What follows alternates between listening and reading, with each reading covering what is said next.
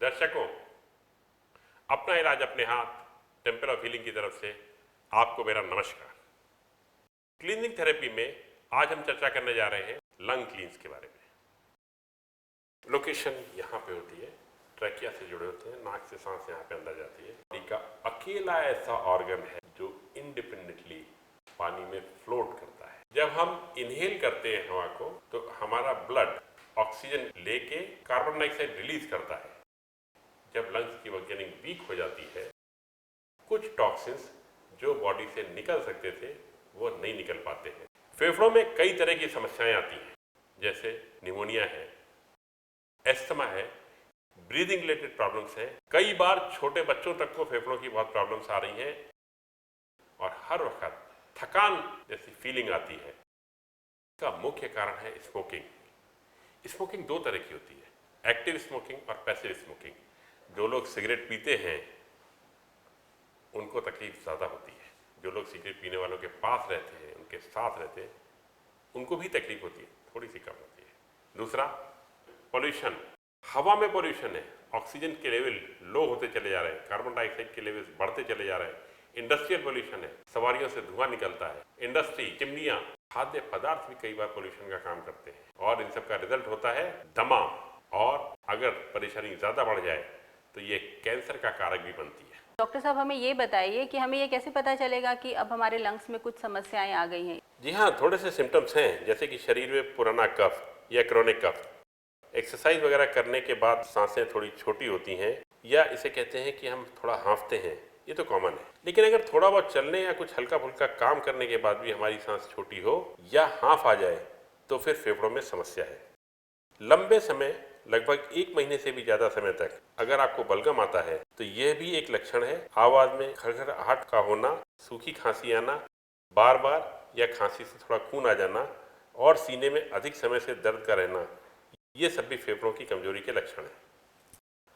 अगर किसी को भी जैसे हमने लक्षण बताए हैं उस तरह की समस्याएं आती हैं तो सबसे पहले लिवर क्लींस करें, किडनी क्लींस करें, एसिडिटी क्लींस करें, बॉडी इंप्रूव करती चली जाएगी। और उसके बाद लंग्स क्लींस से शुरुआत करें।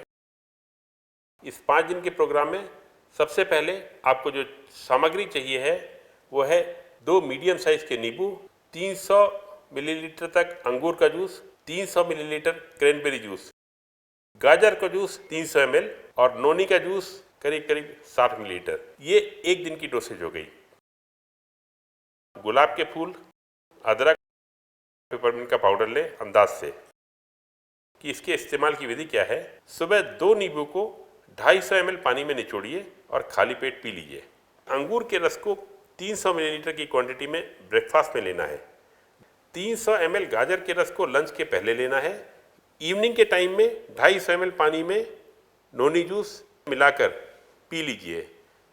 रात में डिनर से 1 घंटे पहले म्यूकस क्लींजिंग 2 कप पानी लीजिए, उसमें 1 चम्मच गुलाब की पंखुड़ियों का पाउडर, आधा चम्मच अदरक या सौंठ का पाउडर और आधा चम्मच पुदीने का पाउडर डालना है।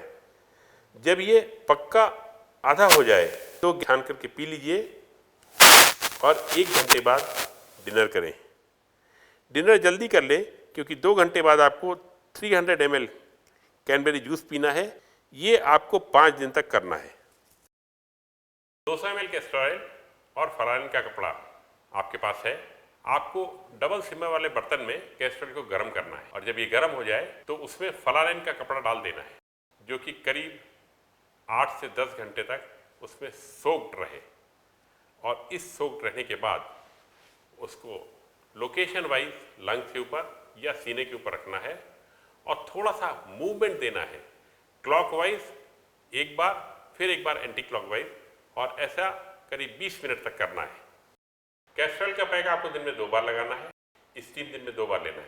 फातिमा जी, थोड़ा सा बता दीजिए दर्शकों कि स्टीम कैसे लेनी है। आपको एक टोप लेना है या आजकल मार्केट में स्टीमर भी बहुत सारे मिलते हैं, उसमें खौलता हुआ पानी लीजिए और 8 से 10 नीलगिरी तेल की बूंदें डालिए और अपने आप को किसी मोटे टॉवेल या कंबल से कवर करके उस स्टीम को इनहेल कीजिए। इसके अलावा कुछ लंग्स फ्रेंडली फूड्स भी हैं, जैसे हरी मिर्च, प्याज, अदरक। इनको लेने से और भी अच्छा महसूस होता है।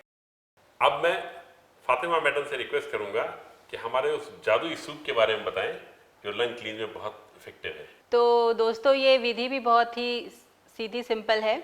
आपको वाटरक्रेस या जलकुंभी का जो साग आता है वो लेना है। इसके अलावा इसमें आप अदरक, सेंधा नमक, प्याज, हरी मिर्च, शिमला मिर्च अपने स्वाद के अनुसार डाल सकते हैं। आपको ये करना है कि 1 लीटर पानी लेना है। उसमें अगर ये जलकुंभी साग के फॉर्म में है तो 1 गड्डी जलकुंभी की आपको उसको मोटा मोटा काट के इसमें डाल दीजिए। अगर आपके पास पाउडर फॉर्म में है 2 टेबलस्पून या 4 टेबलस्पून डालिए। अगर आप नॉन वेजिटेरियन हैं तो पाव किलो तक आप चिकन ब्रेस्ट भी ले सकते हैं, और अगर आप वेजिटेरियन हैं तो सिर्फ इस साग का सूप पीजिए। इसे इन सब सामग्रियों को आपको एक पतीले में डालकर गैस पे चढ़ा देना है, और जब ये खौलने लगे तो गैस के फ्लेम को स्लो कर देना है, लो करना है, और ढककर इसे 1 घंटा तक पकने देना है। आपको ये तकरीबन 700 ml मिलता है, यानी 2 बड़े बाउल। इसे आप रोटी के साथ या राइस के साथ भी खा सकते हैं, और अगर चाहें तो ऐसे भी पी सकते हैं। अच्छा डॉक्टर साहब, आपने इतनी सारी विधियां तो बता दी, ये करना है वो करना है, तो क्या ये इजी टू इम्प्लीमेंट है? मैं ये तो नहीं कहता कि बहुत इजी टू इम्प्लीमेंट है, लेकिन ये बात पक्की है कि मुश्किल भी नहीं है। लेकिन एक बार समझ लिया तो फिर उनको इस बात का आनंद आने लगता है। तो एक बार समझिए इसको, थोड़ी मेहनत पड़ेगी, हम आपके साथ हैं ना। धन्यवाद।